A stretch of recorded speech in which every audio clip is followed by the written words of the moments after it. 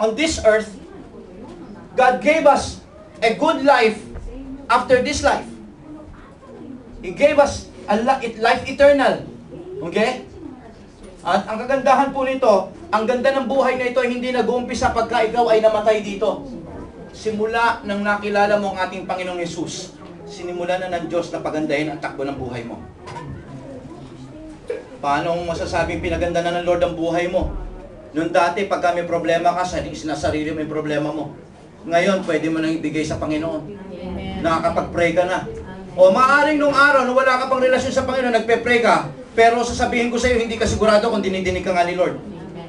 But, dahil ikaw ay may relasyon na, sinabi ng Biblia na siya ay makikinig sa ating mga panalangin.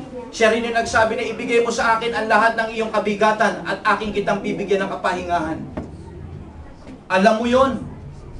Kaya dapat mong ipagpasalamat sapagkat simula na tinanggap mo ang ating Panginoong Hesus, binigyan ka niya ng magandang buhay. Hindi pagkatapos nito, sa simula na naranasan mo at tanggapin siya sa iyong buhay bilang Panginoon niya mo at Diyos ng buhay mo. Dapat mo sabi ng Job 33:4, the Spirit of God who has made me, sabi ni Job dito, made me, the breath of the Almighty gives me life. It is God who gives us life. Utang natin sa Kanya ang buhay na ito. Amen? It's the moving of the Holy Spirit in your life. Nung wala pa tayo sa Panginoon, wala tayong breath ng Holy Spirit. Okay? But now, we have received that inspiration from the Holy Spirit. Kaya kita mo ngayon, iba na ang takbo ng buhay mo ngayon. Iba na rin ang takbo ng utak mo. Dati pagka may problema ka, punta ka sa inuman, punta ka sa barkada, punta ka sa droga. Tama? Amen? Pero ngayon, ano sinasabi mo? Tingnan mo na, Lord, ano po ba ang dapat kong gawin? Tingnan mo, nakasodal ka kagad kay Lord. Okay? Minsan, hindi mo nagagawin yung bagay na gusto ng Panginoon sa buhay mo, kundi bagkos yung bagay na hingi ka muna ng sodal sa mga kapatid mo sa Panginoon. At minsan napipigilan mo na rin ang iyong sariling gumawa ng hindi niya kalooban. Tama po. Okay? Why? Because of the breath.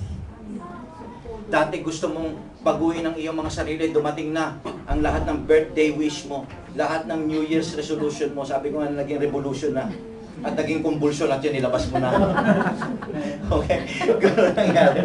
Okay? Kaya nakalimutan mo na. Pero purihin po ang Panginoon. Amen? Dahil malinaw po, because of the Spirit's breath. Okay? Ang nangyari po, nagkaroon tayo ng buhay. Nababago ka. Hindi dahil sa gusto mo lang magbago at pinipilit mong magbago, kundi nababago ka dahil sa presensya ng Espiritu ng Diyos. Amen. Amen? Amen. You have to thank the Lord for that. You need to develop that spirit of attitude, okay? Attitude of gratitude. Dapat po ganon. I mean, kung nakikita mo may mga changes sa'yo, have you ever said, God, salamat sapagkat hindi na ako ngayon nagmumura. God, salamat sapagkat hindi na malalaswa lumalabas sa bibig ko.